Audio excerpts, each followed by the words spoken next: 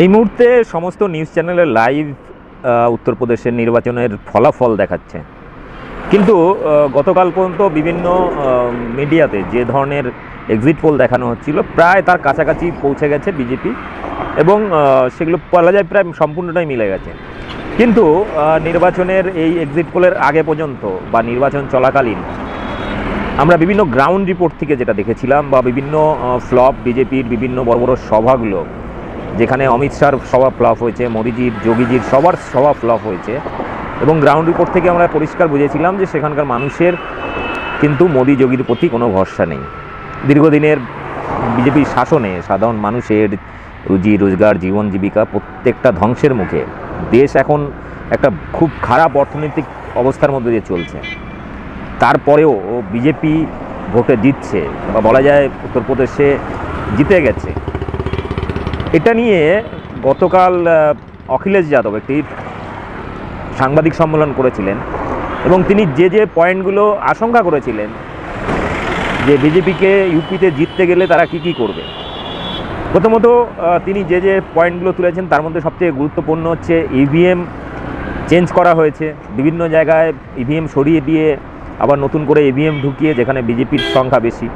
অনেক জায়গায় যেখানে বিজেপি ভোট কম পেয়েছে বা হারার সম্ভাবনা, সেই সমস্ত জায়গাগুলোয় গোনার সময় দেরি করে গোনা এবং সেখানে গড়মিল করা।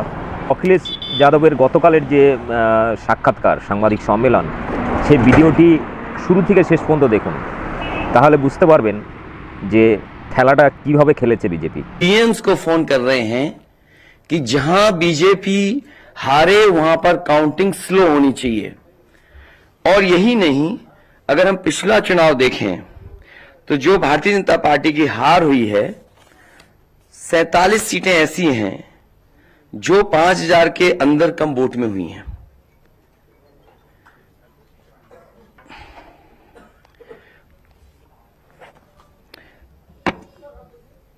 सैतालीस सीटें ऐसी हैं पिछले चुनाव की जहां पर 5000 वोट के कम फासले से भारतीय जनता पार्टी जीती है। और जो आज देखने को मिला है बनारस में कि जहां ईवीएम्स ले जाई जा रही थी, एक ट्रक पकड़ा गया, 2 ट्रक लेकर के भाग गए। अगर सरकार चोरी नहीं कर रही थी, ये वोट की चोरी जो नहीं कर रही थी, तो कम से कम बताए कि एक गाड़ी रोक ली, पकड़ी गई, लाइव है, अभी भी हम लाइव देख सकते हैं। 2 गाड़ियां क्यों भागी? अगर कोई चोरी नहीं थी, प्रशासन ने, सिक्योरिटी ने इतना इंतजाम क्यों नहीं किया? इतनी फोर्स है, अभी इलेक्शन की फोर्स गई नहीं है यूपी से, तो आखिरकार अधिकारी क्यों नहीं कर रहे थे? क्या वजह है कि बिना सिक्योरिटी, बिना इतने इंतजाम के ईवीएम्स जा रही हैं?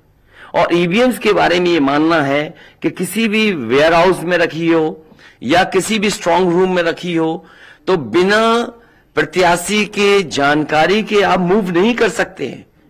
अगर आपको ईवीएम्स को मूव करना है तो कम से कम जो प्रत्याशी चुनाव लड़ रहे हैं उनकी जानकारी में होना चाहिए। और सोचिए, मुख्यमंत्री आवास से प्रमुख सचिव, मुख्यमंत्री जगह जगह फोन कर रहे हो और डीएम्स को बता रहे हो। ये घबरा गए उसी दिन जिस दिन अखबारों में कुछ जगह आया कि कहीं पार्क की सफाई हो रही है, कहीं घर की सफाई हो रही है।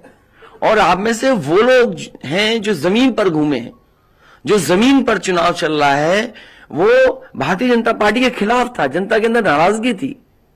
ये जो कल एग्जिट पोल आए हैं, मैं एग्जिट पोल पर बोलना नहीं चाहता था, लेकिन जो एग्जिट पोल आए हैं वो कहीं ना कहीं परसेप्शन ये क्रिएट करना चाहते हैं कि हां भारतीय जनता पार्टी जीत रही है, जिससे वो चोरी भी करें अगर, वो भी ना पता लगे कि हां चोरी हुई है। इसीलिए अगर हमने वोट दिया है तो मैं अपने नौजवानों से, किसानों से और आम लोगों को कहूंगा कि उतनी हमारी जिम्मेदारी बनती है कि वोट को हम बचाएं। अगर वोट नहीं गिना जाएगा तो लोकतंत्र कहां जाएगा? और ये लोकतंत्र की आखिरी लड़ाई है। मैंने कई बार कहा कि उत्तर प्रदेश का चुनाव लोकतंत्र की आखिरी लड़ाई है। इसके बाद तो जनता को क्रांति करनी पड़ेगी, तभी बदलाव आएगा। इसलिए मैं अपने पार्टी के लोगों से, और जो सच्चे ईमानदार, सच्चे सिपाही हों, सच्चे अधिकारी हों, सच्चे पत्रकार हों, कम से कम आगे आए और लोकतंत्र को बचाने के लिए खड़ा हों। और मैं अपनी पार्टी के लोगों से कहूंगा कि जब तक काउंटिंग न हो जाए तब तक कम से कम ये नजर रखें और लगातार निगरानी रखें कि कैसे वोट बचाया जा सकता है, कैसे जहां पर मशीनें रखी हैं कोई किसी का आना जाना ना हो। ये लोकतंत्र के लिए बहुत ही खतरे का समय है। जो दल हार गया, अब उसके बस में यही है जो अब करने जा रहे हैं। ये जितने कुछ एग्जिट पोल हुए हैं वो इसीलिए हुए हैं कि अगर वो चोरी भी करें तो शायद नजर ना आए। अब ईवीएम्स पकड़ी गई हैं, बहाना कोई ना कोई अधिकारी बताएंगे कि हम ईवीएम्स इसलिए ले जा रहे थे। आखिरकार फोर्स के साथ क्यों नहीं ईवीएम्स जा रही थी? ये तो ईवीएम की एक बनारस की जो अभी भी लाइव चल रहा है वो घटना है। बरेली में एक स्ट्रांग रूम से बाहर नगर पालिका की कचड़े की गाड़ी में, जिसका नंबर UP25 DT 9166 में 3 बक्से सील पकड़े गए, जो सील बक्से थे। एक बक्से में सादा बैलेट पेपर था तथा 2 बक्से में मोहरें, रजिस्टर तथा सील करने वाला सामान था। करीबन 500 बैलेट पेपर पकड़े गए। इसी तरह सोनभद्र का है कि सोनभद्र में भी बड़े पैमाने पे चीजें पकड़ी गई। वो भी लोग समझ में आ गया तो उन्होंने देखा, SDM को रोका।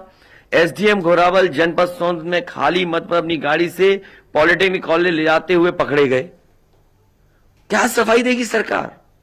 इसीलिए मैंने कहा प्रमुख सचिव मुख्यमंत्री आप जानकारी कर लें। अगर आपके DMs कोई जानकार हैं, उन्होंने खुद बताया है कि वहां से लखनऊ से फोन आ रहे हैं कि जहां पर भारतीय जनता पार्टी हार रही हो वहां पर काउंटिंग स्लो हो और रात तक काउंटिंग लेकर के जाइए।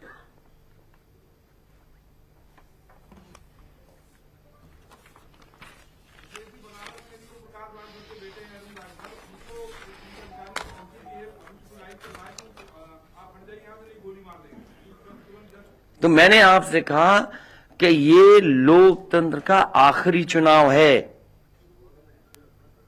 इसके बाद तो जिस तरीके से आजादी के लिए लड़ाई लड़ी गई थी उसी तरह की हमें और आपको क्रांति करनी पड़ेगी।